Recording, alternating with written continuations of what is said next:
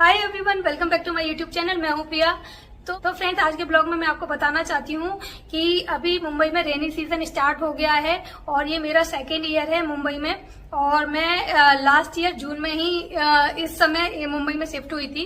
और उस टाइम मुझे मुंबई की बारिश का बिल्कुल आइडिया नहीं था और मैं इसकी हैबिचुअल नहीं थी, तो उस टाइम तो मुझे काफी प्रॉब्लम हुई थी। लेकिन अभी कुछ कुछ आइडिया हो गया है, तो अब मैं थोड़ा मेंटली प्रिपेयर रहती हूँ। लेकिन फिर भी बहुत बुरी हालत होती है और मेंटली स्ट्रेस होता है, क्योंकि सब चीज इतनी खराब होती है। और यहाँ पर 3-4 महीने तक लगातार बारिश होती रहती है और 1-2 महीने तक, तो शायद 1 महीने तक हमको सूरज भी देखने के लिए नहीं मिलेगा और सब बहुत सारी प्रॉब्लम्स आती हैं हमको।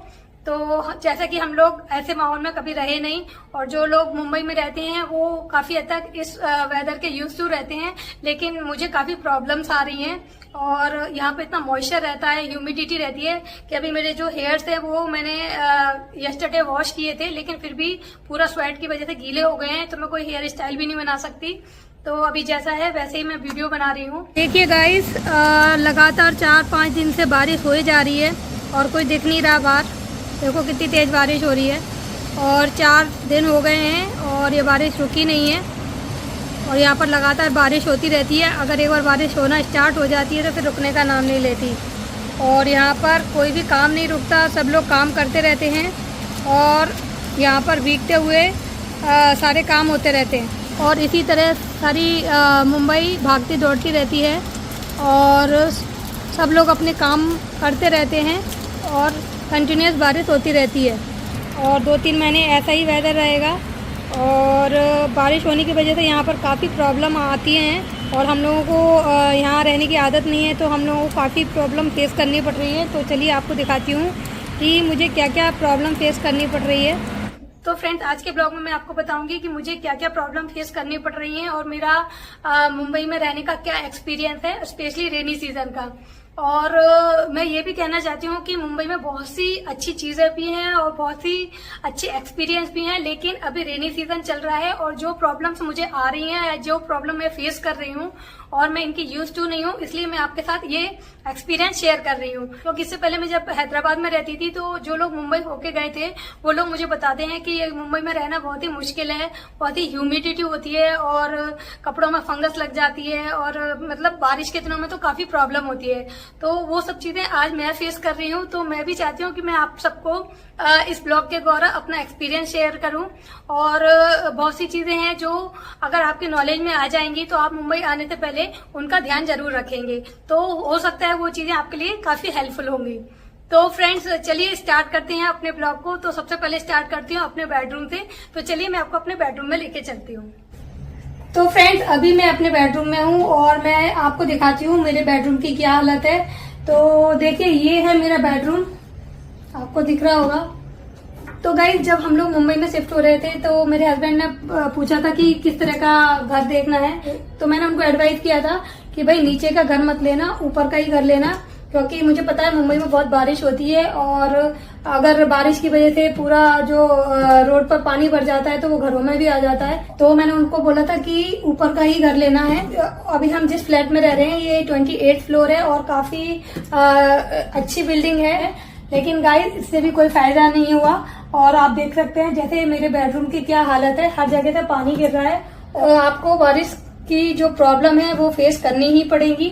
लेकिन हाँ, आप सबसे ऊपर का या सबसे नीचे का फ्लोर बिल्कुल अवॉइड कीजिएगा, क्योंकि उसमें डेफिनेटली पानी ज्यादा भरेगा और इससे ज्यादा मुश्किल आएगी। क्योंकि जो हमारे ऊपर फ्लोर पर जो टेनेंट रहते हैं उनको लास्ट ईयर काफी प्रॉब्लम आई थी और उनके रूम में तो इससे भी ज्यादा पानी भर गया था और उनका फर्नीचर मूव करने की भी जगह नहीं थी। इवन उनके तो हर जगह, ड्राइंग रूम, बेडरूम, हर जगह पानी भरा हुआ था। तो देखिए, ये है हमारा बेड। और ये जब हम लोग मुंबई आए थे और हमने हैदराबाद से ये रिसेंटली ही नया बेड खरीदा था और ये कम से कम 55,000 का बेड था और इसकी वुड काफी अच्छी है। लेकिन अभी इतनी बारिश हो रही है, तो देखिए यहाँ पर जो बारिश का हाल है वो दिखाती हूँ मैं आपको क्या हाल है। तो सबसे पहले स्टार्ट करती हूँ ये सीलिंग से। तो देखिए सीलिंग पर कितना पानी है, पूरी सीलिंग पर पानी जमा हो गया है और जगह जगह ये पैचेस बन गए हैं। और देखिए मेरे को ये अलमीरा के ऊपर भी बकेट रखनी पड़ी है। और दीवारों का हाल देखो, सब जगह पानी पानी हो रहा है। ठीक है, अभी देखिए ये एसी के ऊपर भी जो पूरी बॉल है उस पर पानी हो गया है। और देखिए आपको सीलिंग पे दिखाती हूँ, तो देखिए सीलिंग पर इस तरीके से पानी जमा हो रहा है और ये पानी की ड्रॉप्स बन गई हैं और ये पूरे दिन टिप टिप टिप टिप करके घर में टपकती रहती है।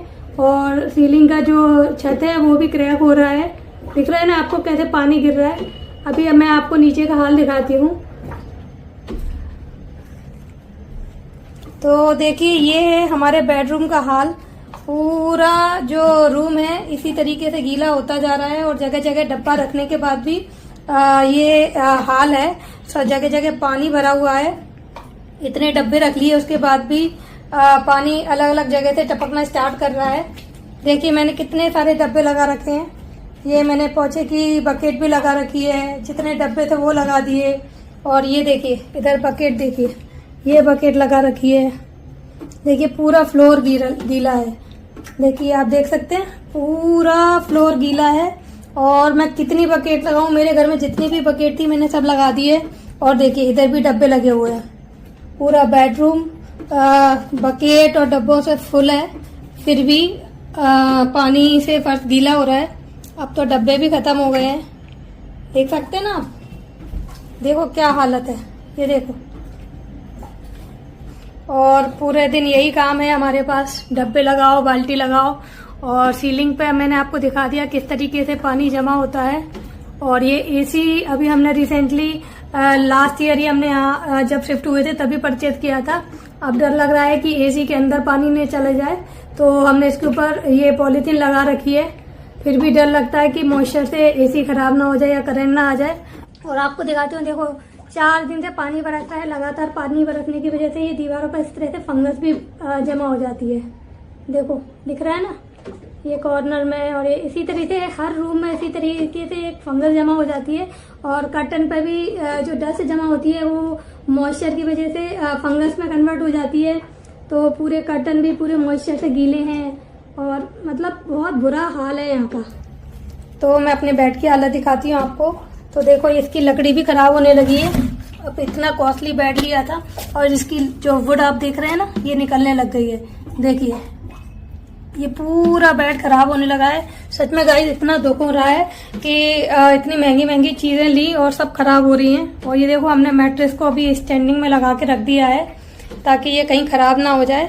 और ये जो बहुत अच्छा हुआ, हम लोग जब मुंबई आए थे तो हमने वुडन की अलमीरा ना लेकर लोहे की अलमीरा परचेज करके लाए थे, क्योंकि इस घर में कोई भी अलमीरा नहीं है, खाली दीवारें हैं। बस दीवारों का पैसा देना है, बाकी जो प्रॉब्लम्स है वो आपकी ही है। लैंडलॉर्ड को इससे कोई लेना देना नहीं होता। तो गाइस अभी हम 28 फ्लोर पर हैं और हमारे ऊपर जो लोग रहते हैं उनके घर का हाल तो इससे भी ज्यादा बुरा होता है। उनके पूरे रूम में और हर घर में हर जगह पानी भर जाता है और वो पूरा अपना सामान मूव करते रहते हैं।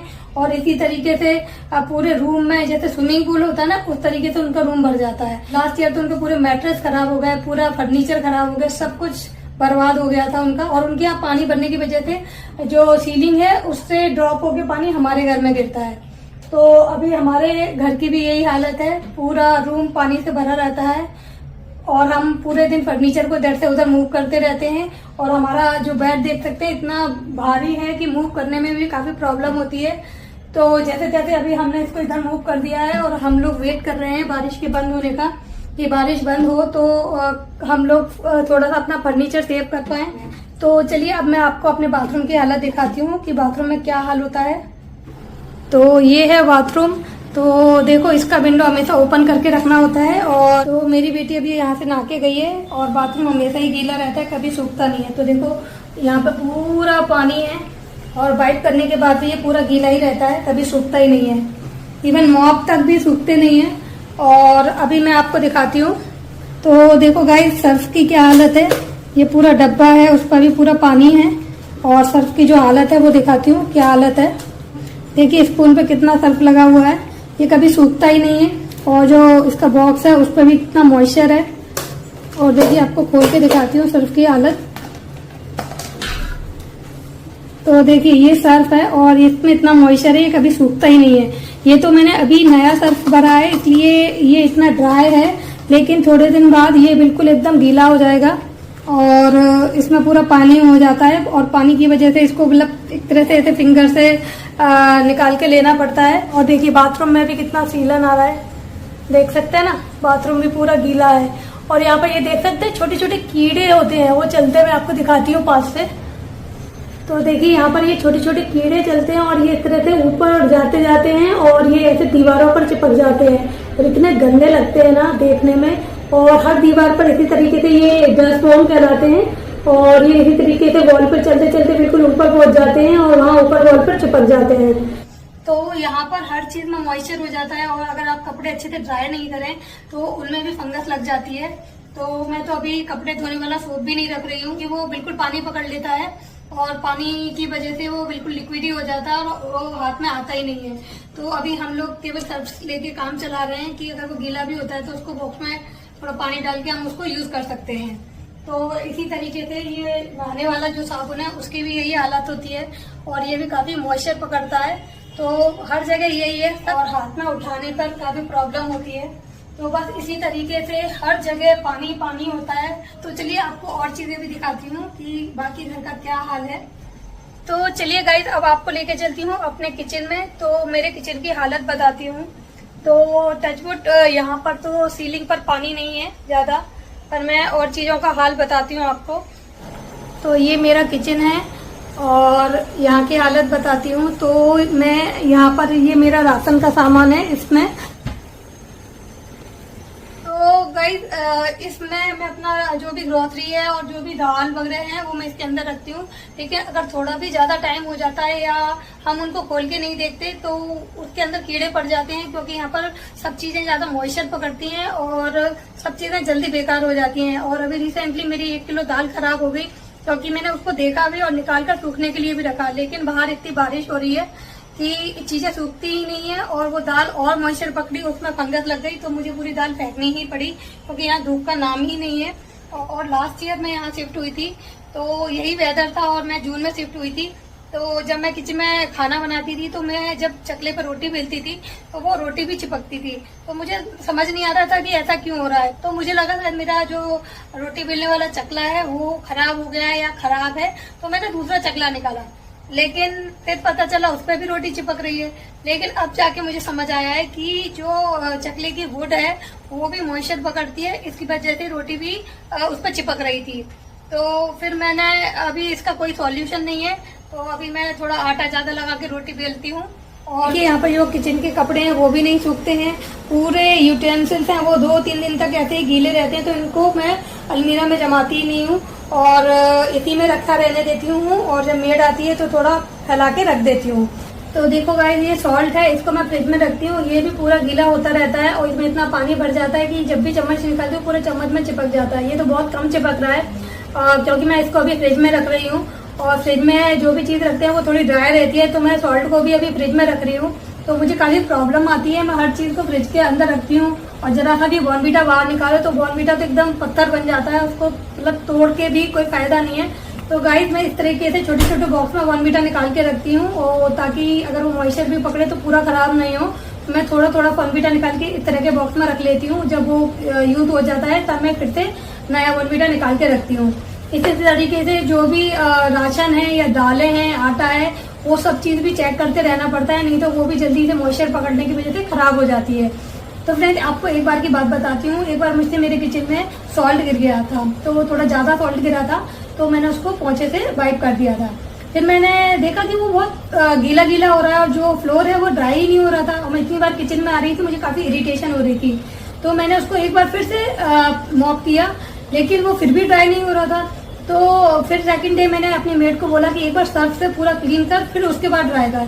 तो उसके बाद वो जाके थोड़ा ड्राई हुआ, अदरवाइज मेरा किचन पूरा गीला गीला हो रहा था और पूरा स्वेट हो रहा था। मैं किचन में आ रही थी तो मेरे पैरों में पानी पानी हो रहा था। तो मैंने पहली बार ऐसा देखा कि सॉल्ट नीचे गिरा और पानी सूख ही नहीं रहा था। और दिखाती हूँ, ये देखिए ये नमकीन का बॉक्स है। ये नमकीन मैंने थोड़े दिन पहले ही निकाला था, लेकिन 1-2 बार खोलने के बाद ये पूरा मॉइस्चर पकड़ गया है और इसमें पूरा ये सॉगी हो गया है। अब ये खाने लायक नहीं बचा है। इसी तरीके से जितनी भी चीजें होती हैं वो सब सॉगी हो जाती हैं और मैं कितनी चीजें फेंकूं मुझे समझ नहीं आ रहा। तो मैं बहुत सी चीजें अवॉइड कर रही हूँ घर में लाना। और नमकीन, चिप्स वगैरह वैसे तो मैं खाती नहीं हूँ, फिर भी जितनी चीजें आती है हम कम क्वांटिटी में लाने की कोशिश कर रहे हैं और उनको जल्दी से जल्दी खत्म करने की कोशिश करते हैं। अदरवाइज मैं वेट कर रही हूँ ये रेनी सीजन निकल जाए, उसके बाद ही मैं कोई चीज परचेज करके लेके आऊँ। और इसके अलावा भी मैं घर में कुछ स्नैक्स बना के नहीं रख रही हूँ, क्योंकि वो भी काफी सौगी हो जाते हैं और जो मेरी बेटी है वो जब खोलती है तो वो बॉक्स में से ही खाना स्टार्ट कर देती है, तो वो उससे और जल्दी खराब हो जाते हैं। तो उसके जो स्नैक्स है वो भी मुझे कई बार फेंकने ही पड़ते हैं। और जो मुरमुरा वगैरह होता है वो भी काफी सौगी हो जाता है और बहुत मॉइस्चर पकड़ लेता है। उनको फ्राई करने के बाद भी वो एकदम कड़क से हो जाते हैं, तो खाने में उनको टेस्ट नहीं आता। तो मुझे पूरे दिन यही सब काम करने पड़ते हैं, कपड़े सुखाओ, बर्तन सुखा के रखो और बहुत सी चीजें उनको चेक करते रहो, नहीं वो सब चीजें खराब हो जाती हैं।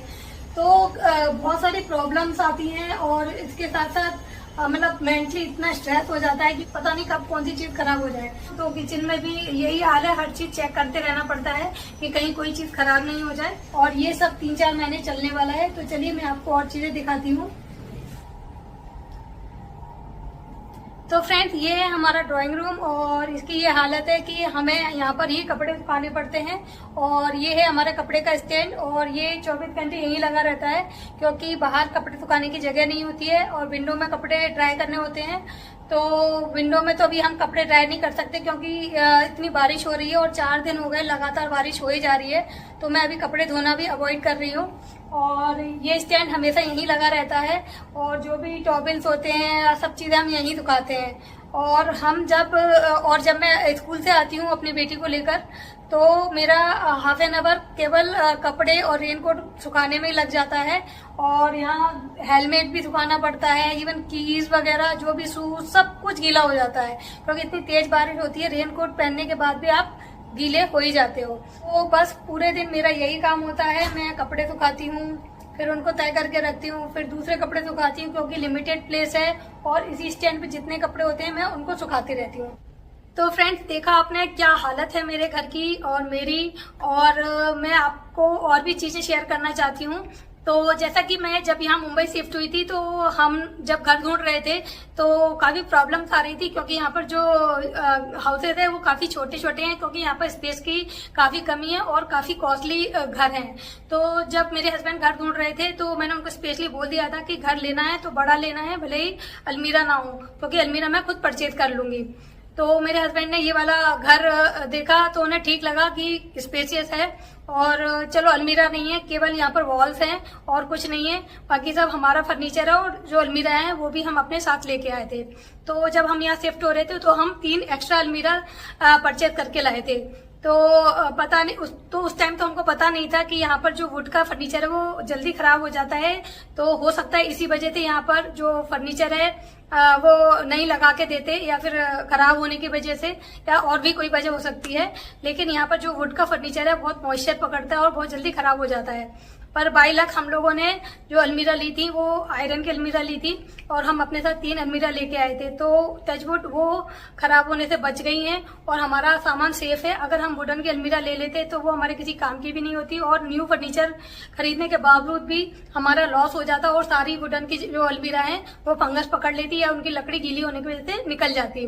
तो चलिए, हमने ये तो एक अच्छा डिसीजन लिया कि हमने वुडन की अलमीरा नहीं परचेज की। तो फ्रेंड्स, मैं आपको बताना चाहती हूँ, अगर आप मुंबई शिफ्ट हो रहे हैं और आप कभी मुंबई नहीं आए हैं या आपको मुंबई के बारे में नहीं पता, तो कोशिश कीजिएगा आप कोई भी फर्नीचर वुडन का नहीं परचेज करें तो ही बेहतर रहेगा, क्योंकि यहाँ पर एक तो स्पेस की भी प्रॉब्लम है, ऊपर से मॉइस्चर की प्रॉब्लम है और काफी ह्यूमिडिटी रहती है। पर एक अच्छी चीज है यहाँ पर कि जो वेदर है मॉइस्चर होने की वजह से कूल रहता है। तो यहाँ पर एसी थोड़ी देर ही चलाना पड़ता है और 10-15 मिनट एसी चलाने से हमारा जो रूम है इजीली ठंडा हो जाता है। और जबकि मैं हैदराबाद में थी तो मैं पूरे दिन एसी चलाती थी, क्योंकि वहां पर इतनी गर्मी पड़ती थी कि मैं पूरे दिन 9-10 घंटे एसी चलाती थी। पर वहां पर जो बिजली का बिल है वो कम आता है, और जबकि मुंबई में जो बिजली की रेट है और ये यूनिट्स है वो ज्यादा है, तो वो दुगना और तिगना रेट है। तो कोई फर्क नहीं पड़ता कि आप 10 मिनट चला रहे हैं या आधा घंटा चला रहे हैं, वो उतना ही बिल आता है, क्योंकि वो डबल ट्रिपल रेट में आता है।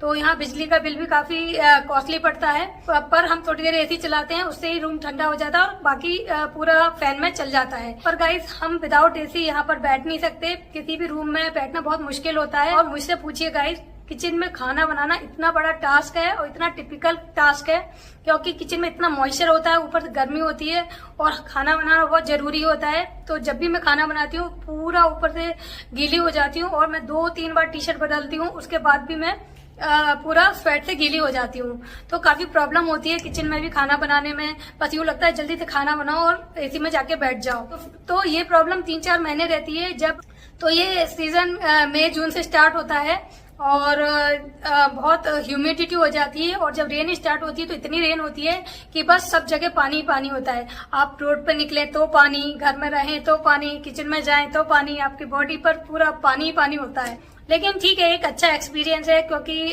हर जगह रहने से एक नए नए एक्सपीरियंस होते हैं, वहाँ की अच्छी चीजें भी पता चलती हैं और जो कमियां हैं वो भी हमको पता चलती हैं। तो मैं सोचती हूँ मैं काफी लकी हूँ कि मैं अलग अलग सिटीज में रह रही हूँ और मुझे वहाँ के एक्सपीरियंस हो रहे हैं और मैं डीपली लोगों को बता सकती हूँ कि किस सिटी में क्या चीज ज्यादा अच्छी है और क्या नेगेटिव पॉइंट है। तो गाइस, यही है मेरा मुंबई और मुंबई की बारिश का एक्सपीरियंस। फ्रेंड्स, यहाँ पर बहुत सी चीजें अच्छी भी हैं जो मैं आपको कभी किसी ब्लॉग में शेयर करूंगी, लेकिन अभी मैं इन चीजों के यूज टू नहीं हूँ और धीमे धीमे हम इसके हैबिचुअल हो जाएंगे और आदत हो जाएगी। तो हो सकता है ये सब चीजें हमें इतनी इफेक्ट नहीं करें। तो गाइस, चलिए आज का ब्लॉग यहीं पर स्टॉप करती हूँ। तो होप सो किसी को मेरी बात से बुरा नहीं लगा होगा, क्योंकि ये मेरा पर्सनल एक्सपीरियंस है और मेरे साथ जो जो प्रॉब्लम आ रही है वो मैं शेयर कर रही हूँ। तो चलिए गाइज, आज का ब्लॉग यहीं पर स्टॉप करते हैं। फिर मिलेंगे नेक्स्ट ब्लॉग में नेक्स्ट टॉपिक के साथ। तब तक के लिए बाय बाय।